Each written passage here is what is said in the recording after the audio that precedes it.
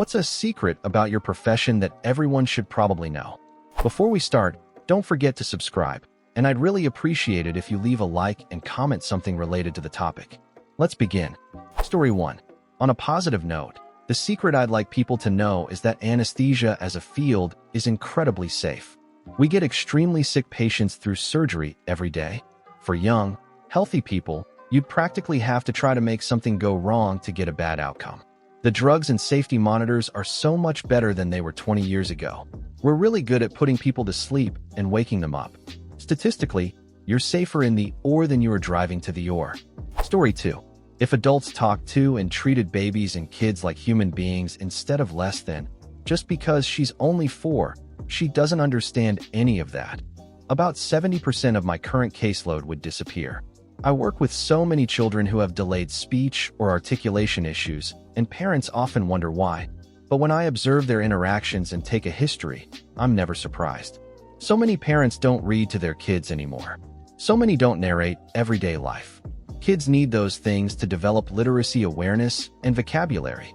I'm not anti-screen, TV, or YouTube, but if you're relying on them to teach your child or using them as entertainment all day, every day, you're setting up a whole range of problems, not just with speech and language. A lot of parents also don't correct their child's articulation errors as they get older. I'm not saying to constantly correct them, since that can hurt their confidence, but never correcting them at all. Because it's cute when they say tar instead of car, only does the child a disservice. And so many parents still use baby talk, fine in moderation. But when every sentence sounds like, "Oh, you want wawa in double cup?" instead of, "Oh, you're telling me you want water in the blue cup," it's no wonder the child struggles to develop age-appropriate language. Story 3. ER doctor here. We don't make fun of you for getting that thing stuck. We make fun of you for the ridiculous story you come up with about how it happened. It's easy to tell who's actually in pain. You don't need to impress anyone by claiming you or someone else has a high pain tolerance. We all die a little inside when someone says that. It's pointless and counterproductive. Please, stop checking your blood pressure every few minutes. Moment-to-moment BP measurements are almost always useless outside of an ICU or ER. Practically every day of my career, I hear someone tell me they checked their BP because they felt off, found it elevated, and then assumed the high BP caused whatever they were feeling. They check it another 19 times, panic, call their mom, grandmother, aunt, and 2 cousins, and eventually someone tells them to go to the ER, where 7 terrified family members show up thinking they're about to have a stroke. It's wild how often that happens. If you want to monitor your BP, do it once a day, write it down, and move on. Don't come to the ER just because it's elevated. Brush your teeth. One of the most frustrating things I see in young patients is severe dental pain. I'm talking about literally rotting teeth. There's just no good fix for that. Avoid it by taking care of your mouth. If you have surgery at one hospital and later develop complications, please, for the love of all that's good, go back to the same hospital. Make a list of your parents' medical conditions and medications. One day, you might be sitting across from me as I explain that your parent has had a major stroke, and that information will be crucial. Accessing another hospital's records quickly is nearly impossible. Also, try not to let your weight get dangerously high.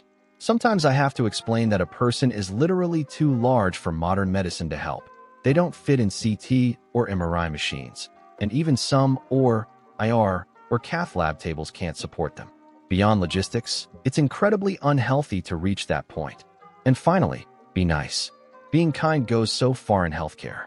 Patients and families can be unbelievably rude and disrespectful, yelling, screaming, threatening, even hitting ER nurses. It's humiliating, and trust me, everyone remembers it. Story 4. Not from my current job, but when I was an economist working for the Department of Housing and attending meetings with the Treasury, there was an open secret. Ending homelessness, or at least coming very close to it, would actually be cheaper than not doing so. However, it was considered political suicide and therefore ignored.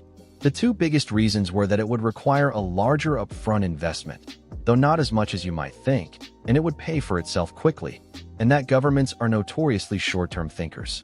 They care more about the next election than long-term outcomes, so anything that produces major results in 4 or more years is automatically off the table. On top of that, there's a significant but highly influential group of voters who would instantly oppose it. Many people view giving others something for free as a bad thing. I didn't get it that easy.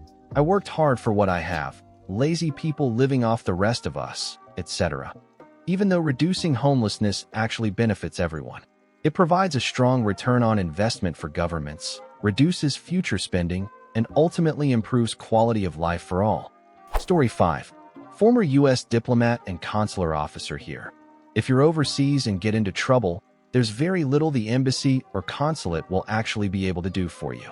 Many travelers are shocked to learn that they're fully expected to follow local laws and will face the consequences if they don't, even if those laws don't exist back home.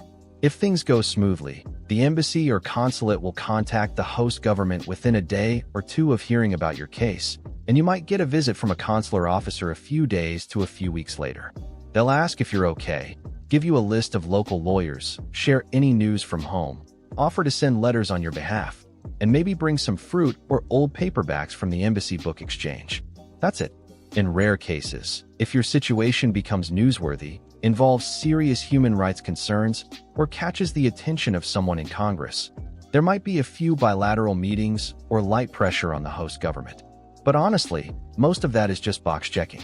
In every posting I've had, we've dealt with travelers and expats who expected us to get refunds from souvenir shops, mediate landlord disputes, or send in the Marines because of issues with their neighbors. None of that happens. And the same goes for medical emergencies. You'll get a doctor's list and some sympathy. That's it. Story 6. Digital video colorist here. We honestly have very little idea, and even less control, over how our final product will actually look.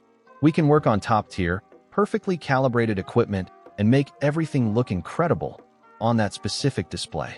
But beyond internal consistency, it's basically a gamble how the audience will see it.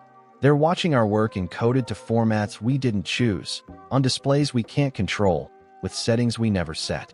Even a DCP for a cinema might not look the way we intended, let alone something streamed to your phone or TV. When a show looks way too dark, it's probably because it looked absolutely stunning in the color suite. A producer or director approved the look, and then the finished master got compressed to oblivion and streamed to a TV with crushed contrast settings, in a bright room full of glare, and now you can't even tell who just died in the scene. Story 7. Hardly a secret, but I feel like people keep letting things move forward despite the massive red flags, and everyone should be doing more to sabotage the so-called progress toward continued use. There are plenty of reasons to avoid relying on AI, but the most important one is this. AI is a confirmation bias machine. That's it. That's all it is. If you want to use the hard-won knowledge of manually figuring out how proteins fold to accelerate the discovery of new configurations, that's amazing. Perfect use case. You're applying an algorithm that can identify patterns too complex for us to describe, and that's genuinely valuable. But using it to write for you? To make art? To code? To make decisions instead of thinking critically? No, absolutely not. Stop it. We already thought the internet was one big echo chamber. We already worried about kids struggling to think critically, about people not putting in the work to develop real skills. This is multiplying all of that beyond belief and accelerating the environmental damage being done in the process. AI is a confirmation bias machine. AI is a confirmation bias machine. AI is a confirmation bias machine. AI is a confirmation bias machine. It cannot replace people. It just can't. Used as a tool in the right contexts, it's great. But the downfall of humanity won't look like a Terminator movie. It'll be a slow decay of what makes us human, dragging countless other species down with us. Story 8. I'll admit I'm a little nervous to post this, but I want to be brave for the sake of what I'm about to say. I work in animal research in the United States, and we truly care about our animals. We know many of them by name. We give them treats, play with them, make handcrafted enrichment toys, and know their quirks and personalities. They aren't companion animals and shouldn't be treated like pets, but many of us who care for them see ourselves as guests in their home. We understand and empathize with people who oppose animal research. We operate within a philosophical framework known as the 3 rupees: reduce, replace, and refine, which means reducing the number of animals used to the smallest possible number that still yields statistically significant results, replacing animal models with in vitro methods whenever possible, and refining procedures to minimize pain and distress. Our moral obligation to be good stewards of these animals always comes first, but there are also clear scientific, ethical, and financial reasons to take good care of them and to use as few as possible. Without animal research, going back as far as Galen, modern medicine simply wouldn't exist. That said, we are very aware of the dark history of animal research. For long periods, cultural norms were different, and the capacity of animals to perceive, feel, and suffer wasn't recognized or valued. There are, and unfortunately, always will be, people in this field who lack compassion and prioritize profit over animal welfare. Like any profession, there are individuals whose actions don't reflect our values, but they are a small minority, and violations are taken extremely seriously. One of the greatest successes of animal research is being able to look back and see how far we've come in regulations, techniques, and ethics, even compared to just 30 years ago. We still have a long way to go, but there's a dedicated, passionate community of veterinarians, technicians, scientists, animal behaviorists, and welfare advocates pushing for constant improvement. Recent changes in the U.S. government have weakened external oversight from the USDA and NIH, which is a huge setback to the accountability systems built by animal welfare advocates. There are still strong internal checks, such as the Institutional Animal Care and Use Committee, IACUC, which includes veterinarians, scientists, and unaffiliated public members who rigorously review every research proposal and inspect facilities, and there are strict voluntary accreditation programs. But the USDA and NIH are vital pieces of the system that keep everything in balance. Animal research also provides employment for thousands of working-class and blue-collar people: husbandry technicians, lab technicians, veterinary techs, maintenance staff, truck drivers, feed millers, cage manufacturers, the list goes on. And just to clear up a misconception, researchers aren't getting rich, and graduate students and PhD candidates are often barely scraping by. There's a lot of secrecy surrounding animal research because of real threats: doxing, harassment, vandalism, even violence, and that hurts everyone. I wish for a future where we could talk openly and honestly about it without fear. I completely understand why many people find animal research cruel, and I believe that criticism is essential. Activists have played a huge role in pushing for stronger laws and better standards. At the same time, those of us in the field need to stay critical of ourselves and never grow complacent. I'll be honest, there's always a pit in my stomach when I say the word use. It carries connotations of exploitation, of taking without giving back. Animal lives shouldn't be treated as disposable or consumed without respect. I hope we can redefine what use means, maybe in the same way some hunters describe their practice, with reverence, gratitude, and deep respect for the life taken, ensuring every part of that sacrifice serves a meaningful purpose. Story 9. Flight attendant here. Almost every airline tells flight attendants not to help passengers lift their luggage. That's because the airlines don't want to be held liable if a flight attendant gets injured. So, if we do help you lift that suitcase full of rocks, it's purely out of kindness. There are tons of viral videos that make flight attendants look awful, but that's the power of perspective. If you look closely at a lot of those clips, you can tell that more than half the time, the person filming is drunk. For example, that video where some girls were kicked off for wearing crop tops. In reality, they were removed because they were too intoxicated to fly. Here's something to remember: 1 drink on the ground equals 2 in the air. If you're already rowdy before takeoff, you'll probably end up throwing up in the lavatory mid-flight. And trust me, no one wants to deal with that smell in a sealed metal tube. Of course, there are bad apples in every profession, and I'd never defend bad behavior from a flight attendant. If you've got any questions about flying or what really goes on, feel free to ask. Story 10. I worked in social services with intellectually disabled adults, and occasionally children, for over 40 years. I spent most of my career in residential programs, which unfortunately have terrible reputations. There's a widespread assumption that all such programs are emotionally, physically, or sexually abusive. While abuse can happen, the reality is that much of the real abuse often occurs at home, but we rarely acknowledge that. I've had residents come back from home visits having been raped or beaten, verbally and emotionally abused, were left completely alone to fend for themselves. Sometimes the abuse ends once they enter a program, but far too often, it doesn't.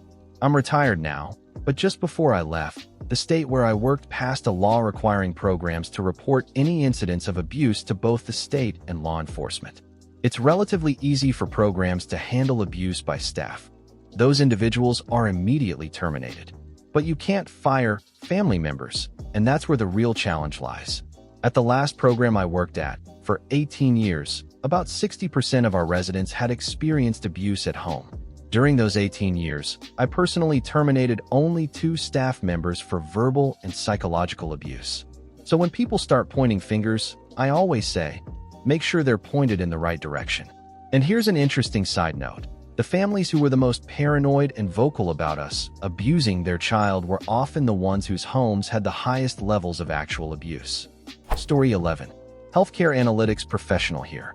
Most people don't realize just how much data, in aggregate, gets reported to CMS, the Centers for Medicare and Medicaid Services.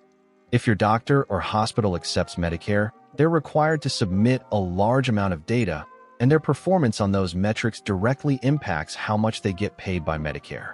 Because of how these metrics are written, and because payment depends on them, they end up shaping how care is delivered. For example, certain populations with high cholesterol are expected to be prescribed a statin medication based on those performance measures. So when your provider recommends a statin, part of the reason might be that it helps them score better on that particular metric. The kicker? The data reported isn't limited to Medicare patients. If a provider or hospital accepts any Medicare patients, then the performance metrics apply to all of their patients. So even if you're nowhere near Medicare age, those same standards and incentives are still influencing the care you receive. Story 12. I used to be a prosecutor years ago. I spent a lot of time in court and dealt with countless defense attorneys. I know some people won't believe this, but public defenders are often more effective than private attorneys. A huge part of good advocacy comes down to familiarity with the judge, with the prosecutor, with the local court system. That public defender is in that same courtroom all day, every day. She knows the judge personally, maybe even went to the judge's son's graduation. She plays tennis with the prosecutor on weekends. She knows the procedural rules like the back of her hand. At least where I'm from, New Jersey, many private defense attorneys are people who couldn't get hired as public defenders because they just weren't good enough. A lot of them are, frankly, hacks. Not all. Of course, there are great private lawyers out there. Someone like Brian Steele, for instance, would run circles around the average public defender. But overall, public defenders have an undeserved bad reputation. And one more thing, tell your lawyer the truth. If you did it, say so. Knowing the full story is crucial to building an effective defense. The last person you should ever keep secrets from is the one trying to keep you out of prison. Story 13. Medical biller here. If you get mail from your insurance company, open it. You'd be amazed how often patients toss it without looking. I've seen Blue Shield mail patients actual checks, and they just threw them away unopened. Always review how your claims are processed. If your insurance has an app, check it. That surgery center that took money up front to cover your deductible, they probably held off on submitting their billing for a while so other claims would hit first, meaning they might actually owe you money back. The how much you owe section is extremely important. Here's the thing. Your insurance company doesn't care who you paid or how much. They apply your deductible based on the order in which they receive claims. So the money you gave to one office might technically belong to another provider. Then when you get a new bill, you'll call me angry, telling me you already paid your deductible, but that's not how the system works. And one last thing. If your doctor says the insurance company won't pay a claim, you need to call them. It's your policy. You're the one paying the premiums. United Healthcare doesn't care what I think, but they might care what you have to say. Story 14. Most dog trainers will end up traumatizing your dog because they don't actually know what they're doing or how to read canine body language. Anyone can call themselves a trainer without any real education or experience. They'll claim to handle behavioral cases when, in reality, they've only worked with their own dog and thrown up a website to look professional. Most dog walkers will actually make your dog's behavior worse. Most dog daycares are chaotic dog thunderdomes, where your dog will spend the day overwhelmed or overstimulated, leading to reactivity, overarousal, and stress. They're often staffed by minimum wage workers with no real dog knowledge or continuing education. People who wouldn't recognize a stressed dog even if it were the only one in the room. And many dog boarding facilities take far more dogs than they claim to, without maintaining the staff-to-dog ratio they promise. They'll cram dogs wherever they can because it's easy money, and the animals are the ones who pay the price. If you enjoyed the video, don't forget to leave a like and subscribe, activate the notification bell, and share a similar story or anything you'd like to say in the comments. See you next time.